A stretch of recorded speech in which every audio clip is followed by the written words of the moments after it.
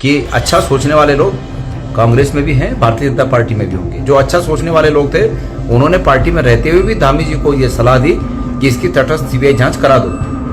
धामी जी नहीं माने। जी हां दोस्तों, अंकिता भंडारी हत्याकांड में नए खुलासों पर जहां सरकार ने सीबीआई जांच की संस्तुति कर दी, वहीं आक्रोश थमने का नाम नहीं ले रहा।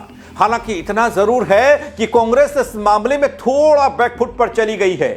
जैसा कि इस दौरान देखने को मिला, कांग्रेस का आक्रामक रुख वैसा नहीं है, लेकिन अब एक नया बड़ा दावा किया जा रहा है जिससे बीजेपी वाले फिर से असहज स्थिति में आते दिखाई दे रहे हैं। खासकर बीजेपी प्रदेश अध्यक्ष महेंद्र भट्ट। क्या है अंकिता केस में पर्दे के पीछे की कहानी? कौन है बल पर्दे के पीछे और क्या है यह खेल? बताऊंगा आपको अपने इस रिपोर्ट के जरिए।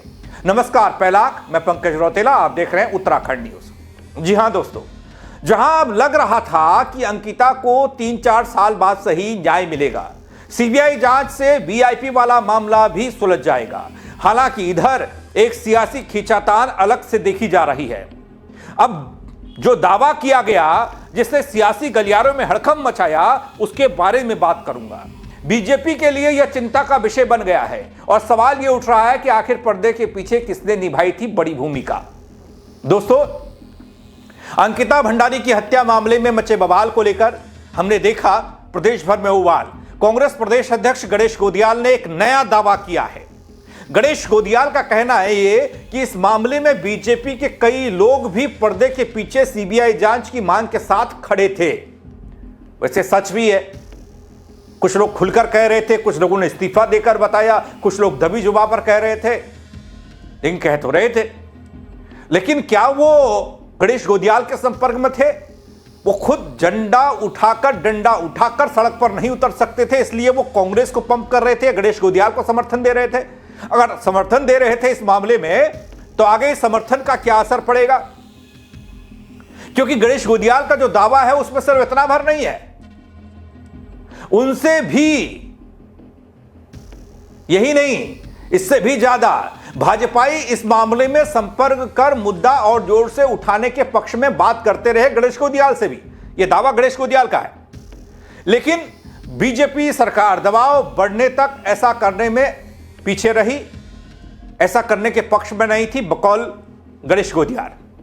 दोस्तों, अंकिता भंडारी हत्याकांड में धामी सरकार द्वारा सीबीआई जांच के आदेश के बावजूद प्रदेश की राजनीति अभी भी वैसी की वैसी लग रही है, थमी नहीं है। सरकार की ओर से जांच की संस्तुति के बाद केंद्रीय एजेंसी और औपचारिक स्वीकृति का इंतजार किया जा रहा है ताकि सीबीआई जांच की प्रक्रिया को शुरू करे। लेकिन इस बीच विपक्षी दल कांग्रेस लगातार सरकार की मंशा पर सवाल खड़े कर रहा है और मामले को लेकर सियासी घमासान चरम पर पहुंचता दिख रहा है। बड़े गणेश गोदियाल को आप सुनिए, उनके दावे को सुनिए, उसके बाद बात करेंगे। कि अच्छा सोचने वाले लोग कांग्रेस में भी हैं, भारतीय जनता पार्टी में भी होंगे। जो अच्छा सोचने वाले लोग थे उन्होंने पार्टी में रहते हुए भी धामी जी को यह सलाह दी कि इसकी तटस्थ सीबीआई जांच करा दो। धामी जी नहीं माने। तो अच्छे लोग वहां भी थे और अंत में उन लोगों ने त्याग पत्र दिए।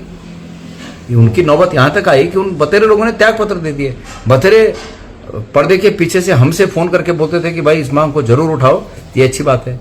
बतेरे सामने नहीं आए। तो हर एक आदमी का अलग अलग स्तर होता है, लेकिन जो लोग थे जिनको जो मजबूती से लगे बीजेपी पे भी, उन्होंने त्यागपत्र तक दिए। और मैं ये समझता हूं कि अच्छे कारण के लिए सब अच्छे लोगों को एक होना चाहिए। तो दोस्तों, गणेश गोदियाल ने एक नया और बड़ा दावा करते हुए बीजेपी को घेरा है।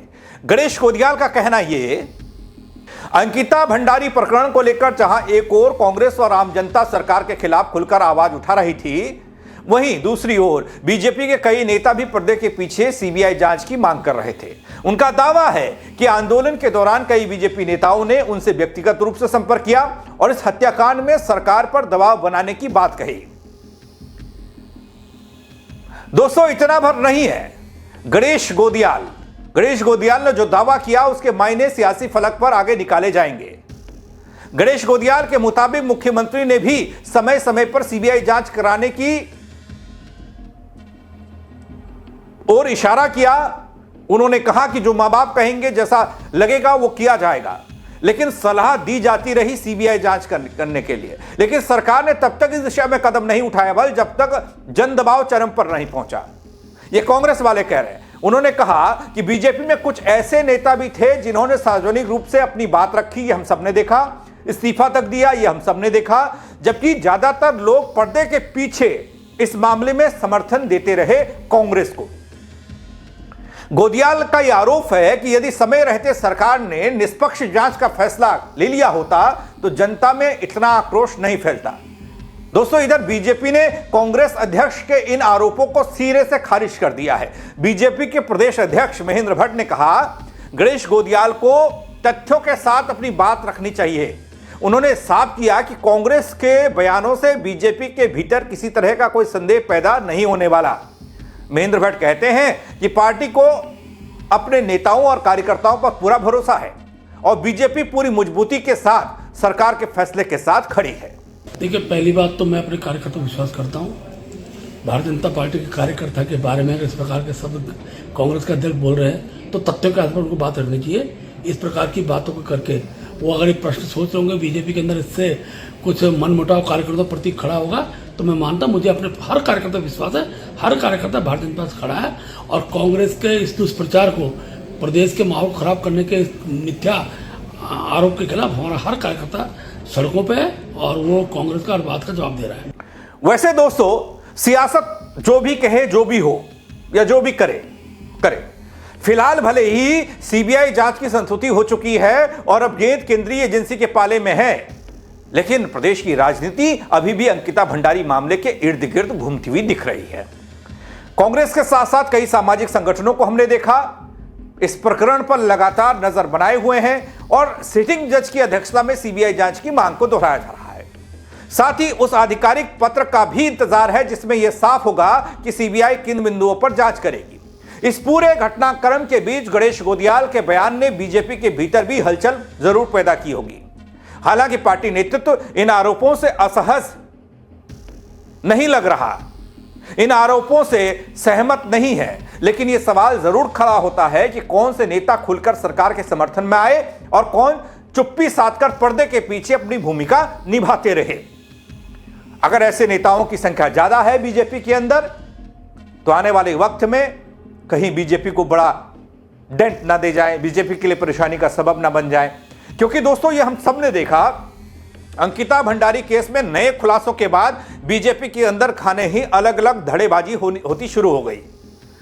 उस धड़ेबाजी में कुछ लोग खुलकर आए, कुछ लोग इस्तीफा दिया, कुछ लोग दबी जुबान पर बोलते दिखाई दिए, ये हम सब जानते हैं। लेकिन कुछ लोग कांग्रेस के साथ भी थे, कांग्रेस के संपर्क में भी थे, ये कांग्रेस का दावा है। कांग्रेस अध्यक्ष कह रहे हैं, भाई उनको कहा जा रहा था अरे दबाव बनाइए आप, हम आपके साथ खड़े हैं। तो क्या आगे भी ये लोग कांग्रेस के साथ खड़े रहेंगे? अगर खड़े रहेंगे तो फिर बीजेपी जो दावा कर रही है उस दावे का क्या होगा कि उनकी पार्टी कार्यकर्ता सब एक हैं, उनके साथ हैं, पार्टी के साथ हैं? ये देखना होगा। लेकिन इस खबर को लेकर आप क्या कहेंगे दगड़ियों?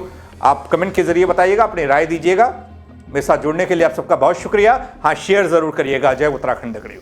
कि अच्छा सोचने वाले लोग कांग्रेस में भी हैं, भारतीय जनता पार्टी में भी होंगे। जो अच्छा सोचने वाले लोग थे उन्होंने पार्टी में रहते हुए भी धामी जी को ये सलाह दी कि इसकी तटस्थ सीबीआई जांच करा दो।